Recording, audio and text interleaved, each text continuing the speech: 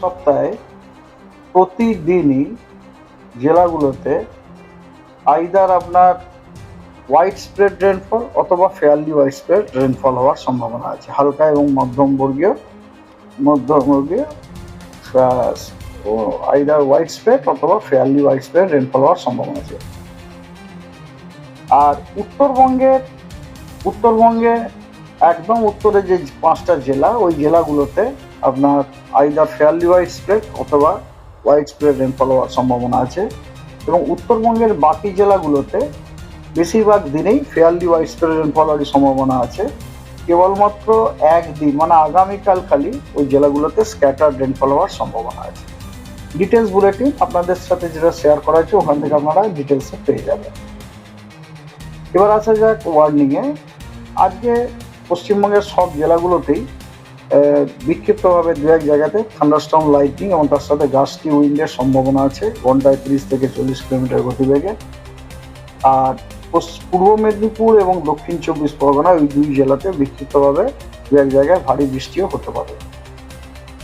আগামীকাল দক্ষিণবঙ্গের বাঁকুড়া, ঝাড়গ্রাম, পশ্চিম মেদিনীপুর, পূর্ব মেদিনীপুর, 24 পরগনা, হাওড়া, হুগলি, কলকাতা, নদিয়া এই জেলাগুলোতে বিক্ষিপ্তভাবে বজ্রবিদ্যুৎ এবং ঝোড়ো হাওয়া ঘন্টায় 30 থেকে 40 কিলোমিটার থাকার সম্ভাবনা আছে। এবং উত্তরবঙ্গের একদম উত্তরের 5টা জেলাতে আপনার বিক্ষিপ্তভাবে থান্ডারস্টর্ম লাইটনিং এবং ঝোড়ো হাওয়া ঘন্টায় 30 থেকে 40 কিলোমিটার বেগে হওয়ার সম্ভাবনা রয়েছে।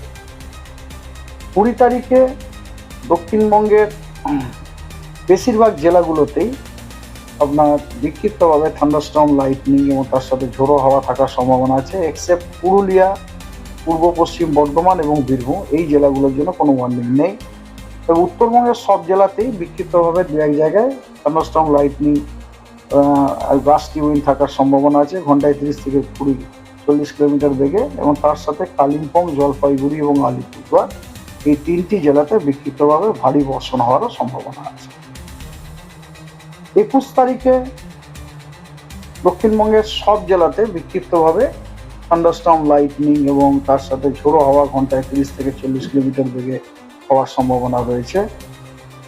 আর দক্ষিণ 24 পরগনাতে বিক্ষিপ্তভাবে ভারী বর্ষণ হওয়ারও সম্ভাবনা আছে।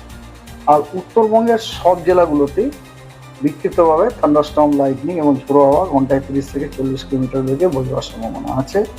আর জলপাইগুড়ি, আলিপুরদুয়ারে বিক্ষিপ্তভাবে ভারী বর্ষণ হওয়ারও সম্ভাবনা আছে। এটা হলো 21 তারিখ।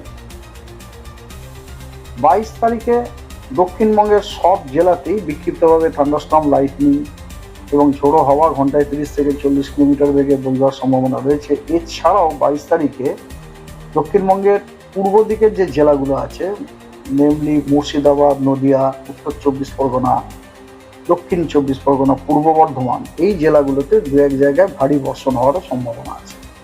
এবং উত্তরবঙ্গেও জলপাইগুড়ি এবং আলিপুরদুয়ার এই দুই জেলাতে বিক্ষিপ্তভাবে ভারী বর্ষণ হওয়ার সম্ভাবনা আছে।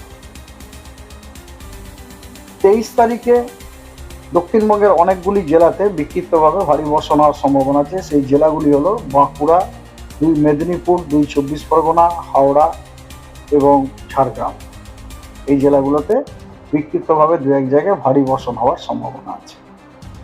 আর 24 তারিখে দক্ষিণবঙ্গের